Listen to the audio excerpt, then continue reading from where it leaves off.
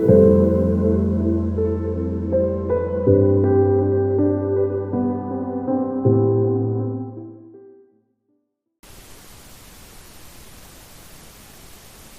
ready, for we do not know when it will be. Dear brothers and sisters in humanity, the disciples ask Jesus on the Mount of Olives, "What will be the sign of your coming, and when will the end be?" And Jesus answers with words that still resonate with us today. He speaks of seduction, false prophets, wars, earthquakes, famines. And he says, "Injustice will prevail, and love will grow cold in many." These words seem frighteningly relevant today. We see divisions, wars, natural disasters, and the temptation is great to lose heart or bury ourselves in fear.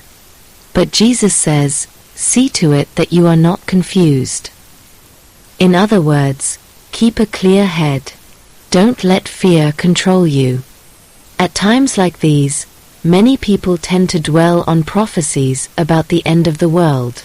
This has always been the case throughout history, but the end of the world never came, nor did the Messiah.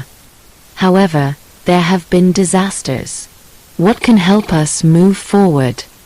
It is interesting that Jesus himself refers to Noah in this context. As it was in the days of Noah, so will it be at the coming of the Son of Man. The story of the flood is not only found in the Bible. We find the same pattern in the Epic of Gilgamesh from Mesopotamia, in the story of Manu from India, in ancient Mayan traditions, and even in the stories about Atlantis. A culture becomes arrogant. A people lose their sense of proportion, respect, and compassion. A great catastrophe occurs. Therefore, we should take countermeasures, remember the divine laws, and live by them.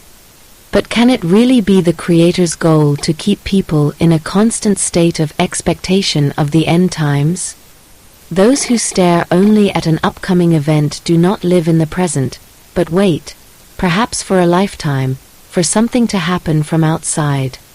It becomes even more problematic when people believe a liberator will come and fix everything. I don't have to take any responsibility myself. Such an attitude leads to passivity and paralyzes the courage to act on one's own behalf.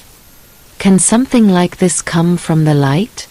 Or does it sound more like a consolation that pacifies people and gives them false hope, only to prevent them from taking action themselves? Perhaps all these stories are not just about an external flood, but also about an inner process that shakes us awake. The text speaks very intensely about how important it is to be prepared for whatever may come, to lead a good life, to have clarified relationships and things. The end of this earthly life can come upon us at any time. This is the main core of the message. The flood comes when people forget what holds them together. It comes when injustice becomes great and love grows cold. The flood is then like a mirror that shows us, things cannot go on like this. Jesus does not admonish us to make us afraid. He calls us to wake up. Be ready. Sort out your relationships. Love while you have the time and opportunity to do so. At some point, you will need the support of others. We do not know when our own end will come. It can strike us as suddenly as a tidal wave. I myself recently experienced falling off my bike with a car right in front of me, and it was only the quick reaction of the driver that saved me. In an instant, my life could have been over. Moments like these give us a glimpse of how important it is to be ready, now. That is what it is all about. It is not fear of disaster that should rule our hearts.